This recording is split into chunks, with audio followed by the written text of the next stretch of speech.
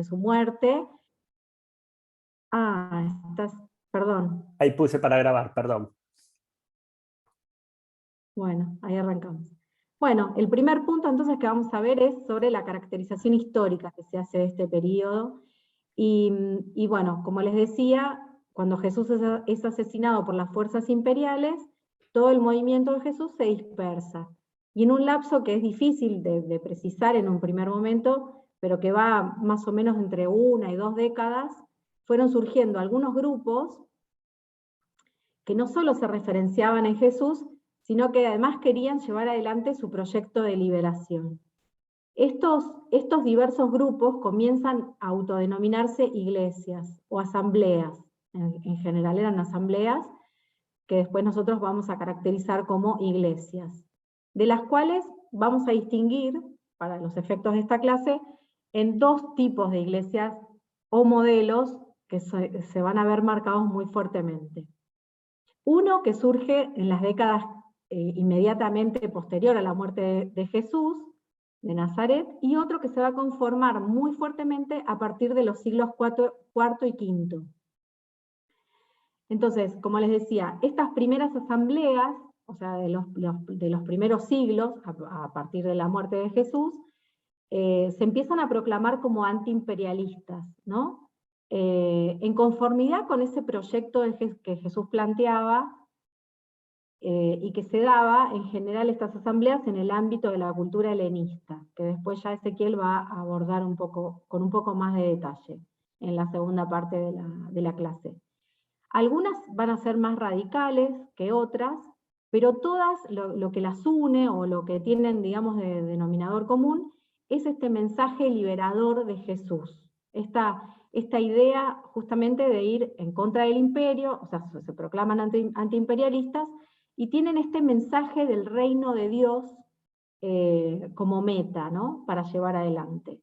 Entonces, el poder imperial romano empieza a perseguirlas, empieza a perseguir a todos los seguidores, digamos, o los que estaban en favor de estas asambleas y de estas iglesias, pero la represión aparentemente no le dio resultados al imperio romano.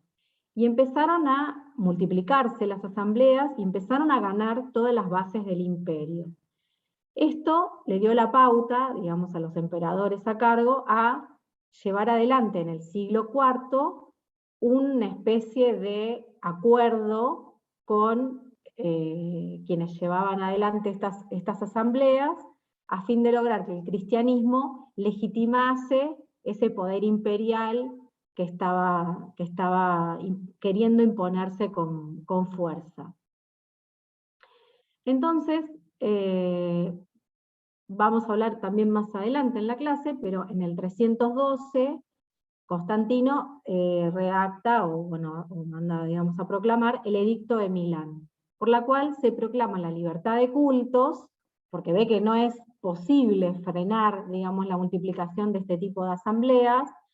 Entonces empieza como a negociar con quienes estaban a cargo de estas asambleas, empieza a negociar una especie de pacto para que legitime, digamos, al Imperio Romano.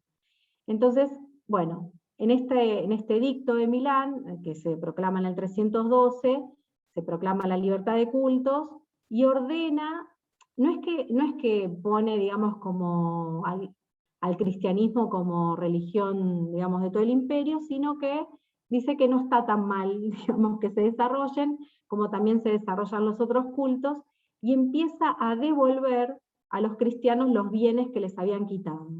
Entre ellos empieza a haber muchas donaciones importantes, muchas basílicas, por ejemplo, que pertenecían a otros cultos, empiezan a cederse en favor del cristianismo. Empieza a haber como un visto bueno, digamos, de este tipo de asambleas para el Imperio Romano, en combinación con quienes estaban a cargo, digamos, de algunas asambleas.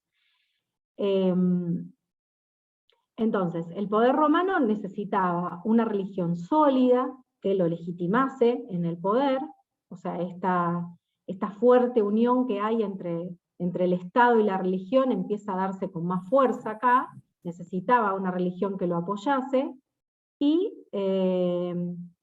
pero el cristianismo en su base, que tenía estas asambleas, tenía diferencias en su interior, no era un bloque homogéneo que opinara lo mismo sobre, o sea, no le daba lo mismo a todas las asambleas pactar con el Imperio Romano para ganar, legitimarse también como religión, sino que empezaba a haber como algunas fracturas al interior, digamos, de todo este bloque. Y se da una especie de homogeneización doctrinaria de Constantino, porque llama a un concilio en el 325, el concilio de Nicea, que es el primero reconocido por la Iglesia Católica, en la cual se llama a todas estas asambleas para unificar estas ideas o estos criterios. Del concilio también va a hablar en un ratito el profesor Ezequiel. Entonces, estas divisiones que hay al interior de las asambleas se dan muy fuertemente entre dos grupos, uno es el de Alejandría y otro es el de Antioquía, y empieza a haber fricciones entre estos grupos, fuertemente se ven en el concilio, y finalmente la gente de Antioquía termina retirándose antes de tiempo, antes de que ese concilio termine, se terminan retirando porque no llegan a consolidar, digamos, a ponerse de acuerdo en sus ideas, y queda, digamos, predominante las asambleas que estaban del lado de Alejandría, y terminado el concilio, el emperador invita a un banquete con muchos lujos, digamos, porque además estaba celebrando un aniversario del imperio, en ese momento, justo cuando se termina el concilio, y invita a esta iglesia sacerdotal y jerárquica a ser parte de este banquete, con lo cual termina de consolidarse ahí un pacto entre el imperio y estas asambleas que habían quedado a cargo de una iglesia, digamos, más de estilo sacerdotal y jerárquica. Entonces, desde el siglo más o menos V hasta el VIII, se van a realizar 8 concilios que son reconocidos por la Iglesia Católica. Todos fueron convocados por emperadores romanos, esto ya les está dando un indicio de qué tipo de relación se estaba conformando ahí, y en los cuales se empiezan a promulgar los primeros dogmas de la Iglesia Católica, entre ellos el tema de la Trinidad, de la cual también nos va a hablar en un ratito el profesor Ezequiel, la cristología, la eclesiología, son todos dogmas que se dan justamente en esta época. La teología de Eusebio, por ejemplo, es adoptada por este nuevo poder religioso, que esta idea de que hay un solo Dios, una sola iglesia y un solo imperio, es adoptada, digamos, por estas asambleas para llevar, digamos, al poder todo este poder religioso que finalmente va a quedar asentado en Roma, junto con el del imperio, y se va a empezar a acercar un poco más a este poder imperial. Esta iglesia que se empieza a consolidar no solamente tiene que luchar con el poder pagano, sino con estas otras facciones que se empiezan a dar en el mismo interior, digamos, de la iglesia. Entonces, por un lado van a estar los obispos de Constantinopla, por otro lado van a estar los de Alejandría, pero empiezan a ejercer también primacía los de Roma. Entonces, estas facciones empiezan a convivir en este nuevo pacto que se empieza a conformar con el imperio. Y se hace un traspaso de estas primeras ideas de iglesia más asamblearias o más que llevan el mensaje, digamos, del reino de Dios. Se empieza a hacer un traspaso de esta idea del reino de Dios, proclamado originalmente por Jesús en las primeras comunidades, hacia un paso a una iglesia un poco más burocrática o jerárquica, que está presentado como la iglesia de Cristo o la iglesia de la cristiandad, vamos a llamar nosotros. Entonces, para poder visualizar un poco mejor esto, nosotros seguramente que, bueno, ustedes deben haber trabajado textos de Max Weber, en el cual habla de categorías, para poder llevar un análisis sociológico del tema. Nosotros justamente lo que vamos a hacer es utilizar la categoría de modelos para entender un poco cómo se dan estos distanciamientos o acercamientos de dos tipos de modalidades o de características.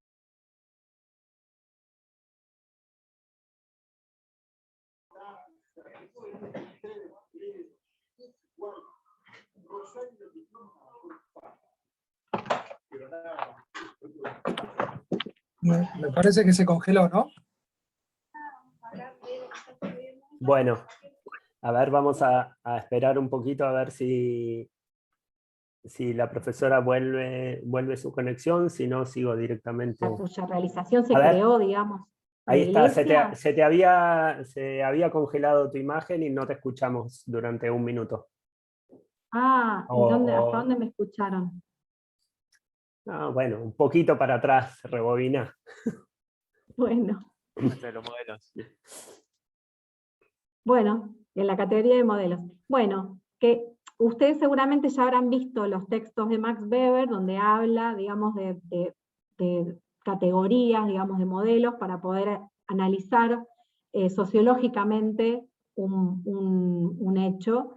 Bueno, nosotros vamos a utilizar esta categoría de modelos de iglesia para poder analizar estos dos tipos de modelos de iglesias que se empiezan a conformar y que tienen como centro el mensaje de Jesús, el mensaje, digamos, original del mensaje de Jesús, y vamos a ver cuánto se acercan o cuánto se alejan de ese mensaje utilizando esta categoría de modelos. Entonces, les decía que el mensaje original, o el objetivo para cuya realización se creó, digamos, la asamblea o se crearon las iglesias, no es otro que la realización del reino de Dios. Entonces, conforme a, digamos, a la práctica de Jesús de Nazaret, vamos a ver lo que nos transmitió, digamos, Marcos, cómo se alejan y cómo se acercan estos modelos de iglesia a ese mensaje. Entonces, para cumplir con este objetivo original, se construyó un instrumento que se va a denominar iglesia. El objetivo es el reino de Dios, y la iglesia es el instrumento que se pensó para llevar a cabo ese objetivo. Y en largos lapsos de la historia se produjo una inversión de objetivo por instrumento, ¿no? O sea, se ha invertido esta idea de que en realidad es el instrumento el objetivo, o es el objetivo realizar el reino de Dios. Entonces, en esta inversión que se ha hecho, digamos, que un modelo de iglesia ha intentado invertir, digamos, esta idea del mensaje de Dios, consistió en hacer que la iglesia sea el objetivo, identificándola con el mensaje del reino de Dios, cuando no lo era. La iglesia era el instrumento para llegar a ese objetivo, que era realizar el reino de Dios en la tierra. Entonces, así es como que va a transcurrir un periodo de 2000 años, donde se van a dar distintas variantes de tipos de iglesia, y vamos a poder hablar de una iglesia eclesiástica, de una iglesia imperial, de una iglesia idealista, ya sea que el reino de Dios se identifique con la iglesia, o se lo imagine como un imperio, o se lo imagine con un proyecto de ideas. Entonces, es posible distinguir dos modelos de iglesia, dos modelos básicos de iglesia, en esta estructuración interna que hay entre mensaje y el instrumento para llevar a cabo ese mensaje. Entonces, la categoría de modelo nos va a simplificar la manera de ver en qué medida estas distintas formaciones sociales son realmente con unas características o con otras, y en qué medida se alejan o se acercan de este mensaje original. Cada modelo de iglesia va a plantear una utopía a seguir que va a contener el mensaje original. Los proyectos de iglesia que vamos a ver acá son los pasos a dar hacia la concreción de una meta que está constituida por esta utopía de realizar el mensaje de Jesús de Nazaret. ¿Querés pasar a la siguiente? Ahí va. Entonces, por un lado nos vamos a encontrar con dos proyectos de iglesia. En la historia nos vamos a encontrar con estos dos proyectos político-religiosos que están contrapuestos, ¿no? Ambos modelos van a hundir sus raíces en la Biblia, tanto en el Antiguo como en el Nuevo Testamento. Pero nos vamos a encontrar puntualmente con un proyecto que es monárquico sacerdotal, que va a estar dotado de ciertas características, o con un proyecto profético, o del reino de Yahvé, que le vamos a mencionar, con otro tipo de características. Entonces, para hablar del proyecto monárquico sacerdotal, en la cúspide del poder siempre va a estar situado un monarca, que va a ostentar un parentesco divino, o que se va a encontrar secundado por el sacerdocio, ¿no? La administración y el ejército. Estos van a ser los órganos que van a constituir este proyecto. Y toda su estructura se sostiene con el trabajo campesino. La sociedad se organiza alrededor de la pureza como valor fundamental. En cambio, en el proyecto profético, o el del reino de Yahvé, vamos a ver una organización que va a estar conformada desde abajo hacia arriba, por familias extendidas, por asociaciones de ayuda mutua, por tribus finalmente, y por la confederación de tribus. Y son los profetas quienes son los verdaderos líderes populares, y el valor fundamental va a estar organizado, o va a estar organizando a la sociedad, en este proyecto que va a ser el don, o sea, el dar, el compartir. Ese va a ser el proyecto original. ¿Querés pasar a la siguiente? Ahí está. Entonces, dijimos que entre el siglo IV y el V se empieza a dar esta conformación de este poder entre las asambleas, algunas asambleas y el poder imperial, y se va a conformar lo que es la iglesia de la cristiandad. Este es el modelo de la iglesia sacerdotal, la iglesia jerárquica, la iglesia de la cristiandad. Es el modelo de la iglesia sacerdotal que va a hundir sus raíces en el proyecto monárquico sacerdotal y en el sacerdotal de la historia del pueblo hebreo. Con el término cristiandad vamos a aludir a un régimen político que se considera cristiano, es decir, que en él rigen tanto el nivel político como el social, jurídico y cultural, los valores cristianos, pero el cristianismo se plantea como una doctrina, una cultura, una religión que lo impregna completamente todo y que invade todos los ámbitos de la sociedad, incluido el Estado. Va a estar asociado al poder del Estado. La iglesia de la cristiandad es a su vez sacerdotal porque es el sacerdocio quien tiene, digamos, la absoluta hegemonía por sobre este tipo de iglesia o este tipo de modelo, en menoscabo de lo profético. Y es jerárquica porque en ella va a regir una articulación de poderes que es inamovible. No se plantea desde abajo hacia arriba como en el otro modelo, sino que hay ciertos órganos que se prestan, digamos, a que esto se dé jerárquicamente y que no sea posible modificarlo. La organización es piramidal, y arriba va a estar el sumo pontífice, que va a estar residiendo en Roma, que va a ser el vicario de Cristo, y dispone de todo lo referente a la doctrina y a la moral. Irradia todo tipo de intervención de la máxima autoridad hacia abajo. El sacerdocio es una categoría esencial de la iglesia de la cristiandad, o iglesia sacerdotal, pero no necesariamente es de la iglesia, no necesariamente del instrumento. La iglesia profética, en sus inicios, por ejemplo, no conoce el sacerdocio. Entonces, esto es claramente de la iglesia sacerdotal y monárquica. El título de vicario de Cristo fue campo de un largo debate, digamos, entre el emperador y el papa, que ya, bueno, en los distintos periodos históricos se va a marcar, pero solo en el siglo XVI la batalla se va a dar por ganada para el papa, ¿no? En cuanto a la infabilidad, bueno, siempre pretendida por la máxima autoridad de la Iglesia de la cristiandad, solo se va a resolver en el Concilio Vaticano I en 1871, ¿no? Donde se va a declarar como dogma de fe esto muy fuertemente.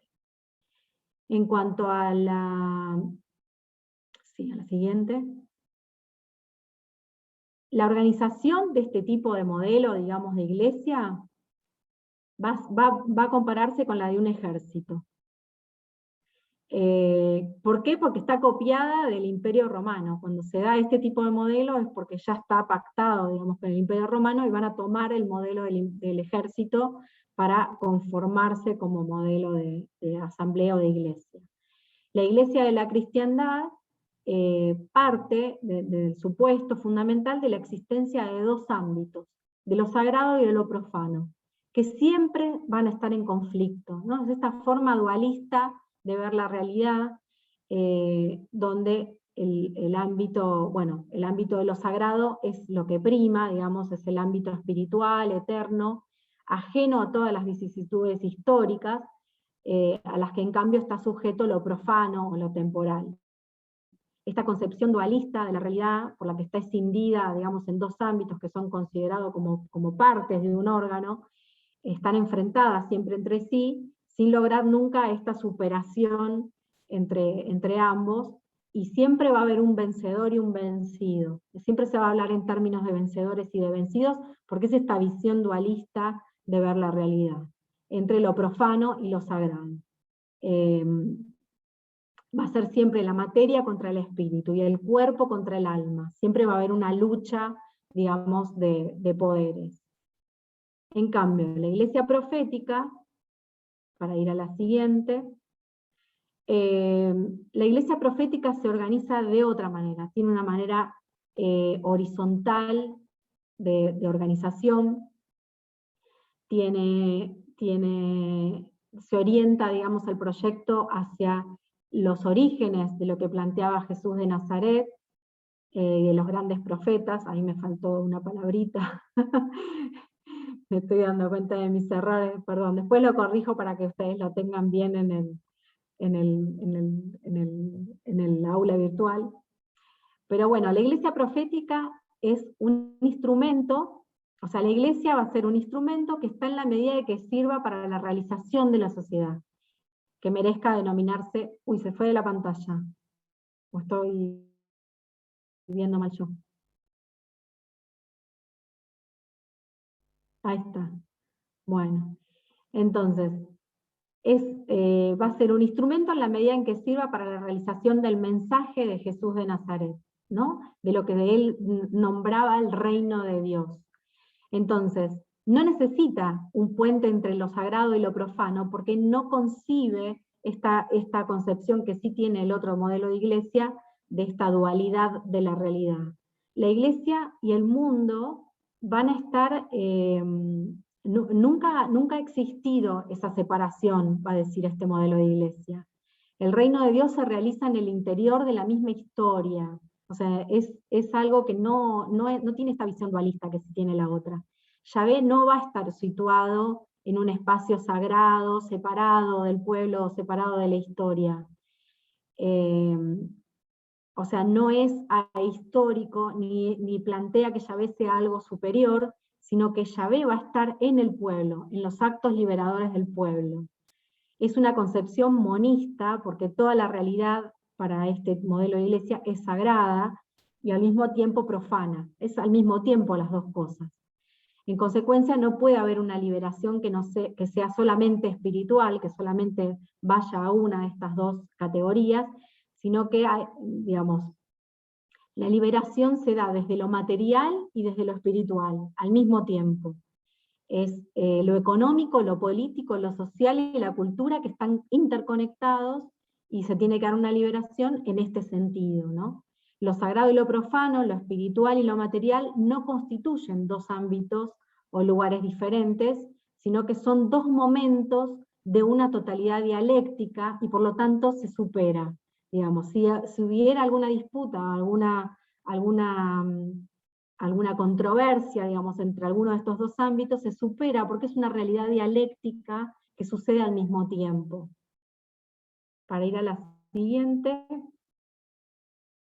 y ya no excediéndome, digamos, del tiempo, el reino de Dios, la liberación de esta nueva sociedad, en este modelo profético, se realizan en la historia. Es un proceso dialéctico, histórico y complejo, y no existe un Dios que sea el motor inmóvil, que realiza, digamos, una revelación histórica para todos los tiempos, sino que es el Dios en el pueblo, en la historia, el que realiza ese mensaje del reino de Dios.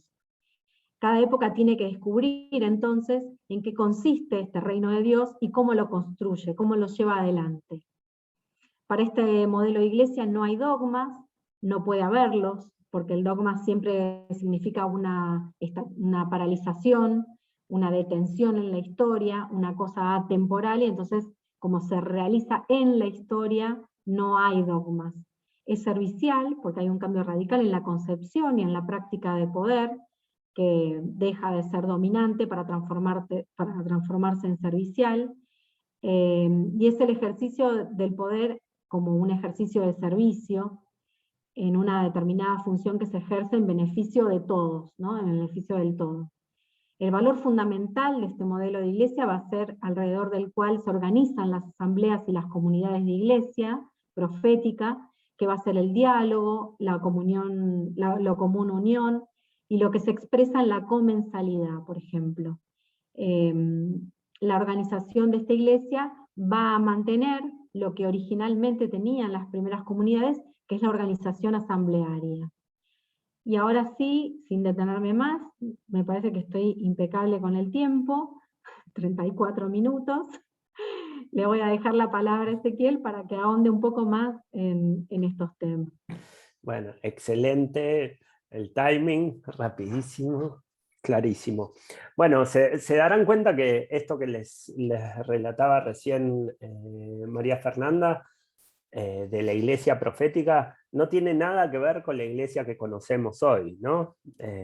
Hubo un cambio drástico que se dio a pesar de cuál era el proyecto originario de Jesús. Y bueno, a ver, a ver si les puedo compartir. Esperen que voy hacia arriba. Tienen claro, algunos ya cursaron, ya tenían más o menos una idea de cuáles son estas dos iglesias, ¿no? Veo estudiantes de cuatrimestres pasados que seguramente esto es un repaso de algo que ya tienen sabido, pero bueno, para muchos de ustedes o muchas de ustedes que están recién comenzando a acercarse a nuestra materia, nosotros partimos de esa base de analizar, de ver cómo a lo largo de la historia del judaísmo y del cristianismo y de la Iglesia Católica y de sus derivaciones, se han ido dando estos diferentes proyectos que no son solamente circunscriptos a lo religioso, sino que, bueno, no había una concepción dualista, como recién les decía María Fernanda, sino que había una concepción monista, era parte de un todo, y estos proyectos entonces eran sociales, políticos, económicos, culturales y religiosos, y todo era parte de un todo. Entonces, estos proyectos que nosotros denominamos el proyecto profético apocalíptico y el proyecto monárquico sacerdotal, se vienen dando desde el éxodo de Moisés para escaparse de la esclavitud con el pueblo esclavo en Egipto, ¿sí? Con los esclavos de Egipto, que en realidad no conformaban un pueblo, no eran los judíos, no eran el pueblo elegido, sino que eran los esclavos que logran escaparse de una situación de opresión, ¿sí? Hago esta salvedad porque después va a aparecer desde una concepción sacerdotal del judaísmo, desde una concepción de poder del judaísmo, ya va a aparecer la concepción de era el pueblo elegido, eran 600.000, bueno, todo se le va como decorando a la historia real y se la va haciendo como una superproducción de Hollywood, ¿no? Que después se ve a Moisés que abre las aguas y nada, una escena muy linda de muchas películas que debemos haber visto del escape de Egipto. Veo que están quedando 2 minutos para que se nos corte este Zoom, así que les voy a pedir que cortemos en este instante y nos volvemos a iniciar, así ya arranco con esta segunda parte. Dale el mismo link, nos vemos en unos segundos.